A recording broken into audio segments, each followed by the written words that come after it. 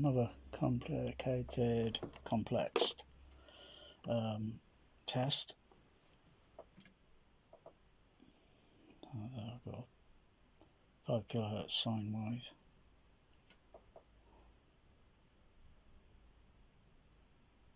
It's a bit of adjustment.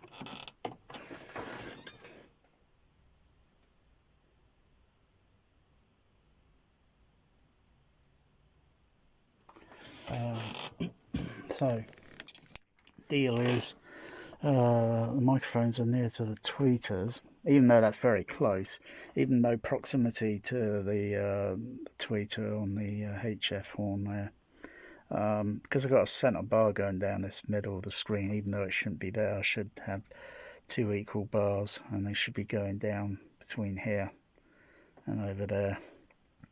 But I've managed to get around it, sort of thing, you know, even though the microphone's kind of just near the bar, and I know the sound is going on from the HF horn going onto the bar, even though there's a bit of absorbent material I put on the, you know, the inside of the bar. It's not going to do too much, because the sound will still go against something and reflect and then go back, and then could sort of like increase.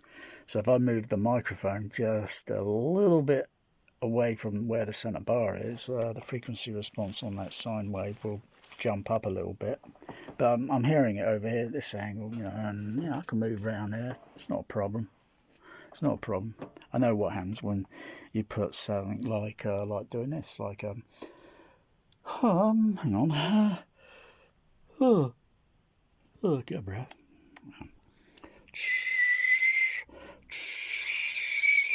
Hang on.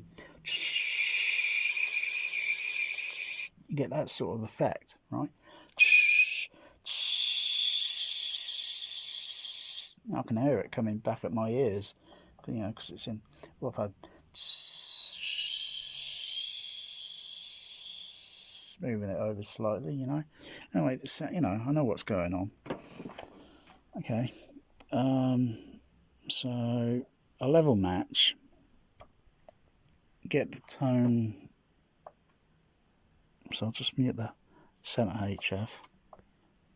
I hear the sine wave on the surrounds. I can hear it coming down. It's sweet. It's not overpowering. Fader's at a low level at the moment. Plus a little bit more besides that, or a lot more besides that. And then my cat bear is growling for food. Now I'll put the HF centre back on.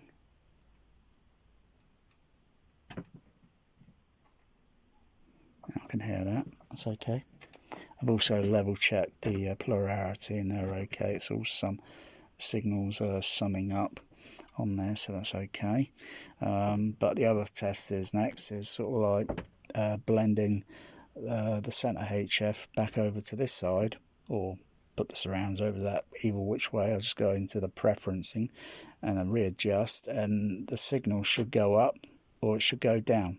If it goes down, then plurality is incorrect on one HF, and then needs to be reversed, and then until the signal goes up and multiplies, sums up, rather than subtraction.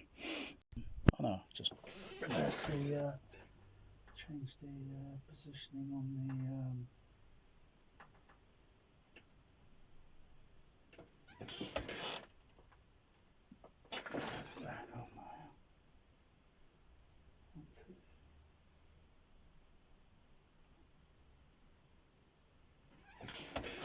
just swap the panning. I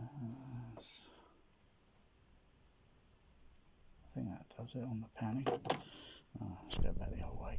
Yeah, just reverse the pan potting, change the pan potting over to the other side, so I can do an overlay with the surround tweeters sine wave. Okay, so the level's a little bit high there, just by a tiny dB.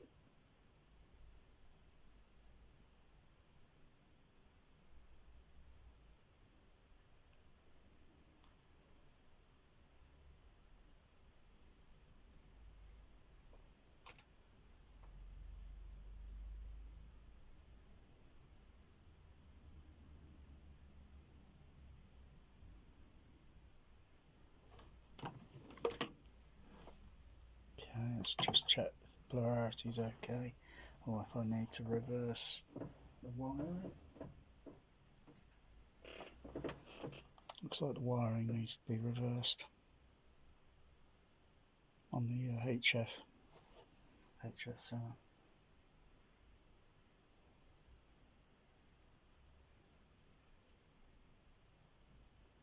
If I was running a DCX as it was sort of thing, then I would only have to change the polarity on the dial. But yeah, I've just got to physically just reverse the wiring on the terminal on the speak-on cable, which is not a big deal. But it is a big deal, but it's not a problem. Reverse the wiring. The signal's going up, summing up.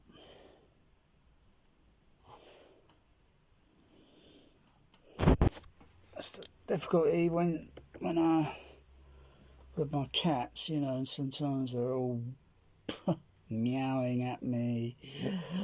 They want feeding. I'm in the kitchen. They want feeding. They think it's feeding time. They've already been fed. They know that. Of course, I know that, and they know that, but they don't know that because they got kind of memory lapse, sort of, kind of, I guess. Or they just kind of like say, "Hey, I like seconds," or it's like go to fish and chip restaurant and chips are on the house. You know, you could have a £20 fish and chips cuisine meal, yeah. And if you want extra chips are on the house. That means you could have a second portion, you could have a third, you could have a fourth. I think there would be a limit eventually, you know, sort of thing, but you wouldn't because you'd be stuffed.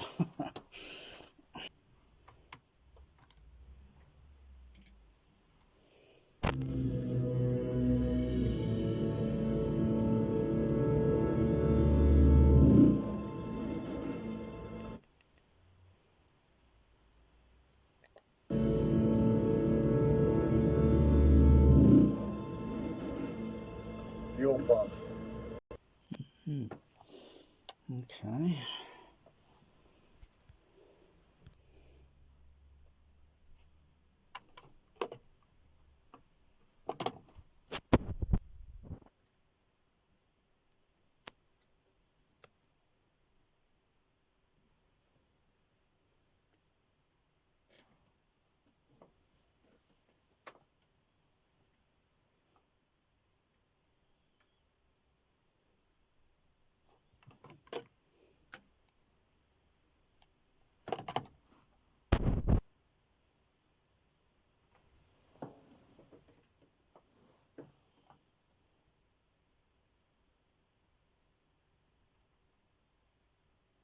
Okay, that's good. That's summing up. It's 8 kilohertz. That's a little bit more besides that than playing 8 kilohertz. Kind of immersed with the 8 kilohertz. Do get kind of, you will get, you know, frequency dip nulls and all that. Can't avoid it. You can't EQ it. It's totally impossible. You can only get so far with it. You know, you can't equalize this position and then this position. You know, and that position. You know, you put multiple microphones in positions and then just see what, you know, and you know, you just have to look at the trade-offs. I mean, it's impossible to equalize. You know, I'll just put a mute on that. Just bloody give me trigger my bloody tinnitus off that will.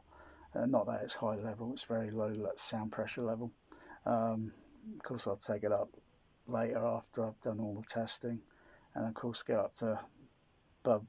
When you go above 8,000 kilohertz, then you've got to make adjustments so that you can just perceive the tones. Of course, testing on headphones, taking headphones off, checking the speakers again. But you know, it's just not doable. You know. I think how it would be outdoors, even though outdoors is probably the worst because the noise floor level would be so damn raised high up, you know. You'd have to, you know, make compensations and adjustments as such, but I don't think there would be too much of a problems with it. But you know, different, and 8 kilohertz. Don't forget, it's a very tiny narrow wavelength frequency. It's very tiny. And then it gets up there and there. You know, it's probably like, I think it's only several inches, several inches. And you get up to 20,000, and it's like that. And you get up to ultra, and then go over that, and then getting into the ultrasonics and such, and then only your dog, pet cat, and your pet bat can only hear those bloody frequencies. To them, they would probably find it very annoying.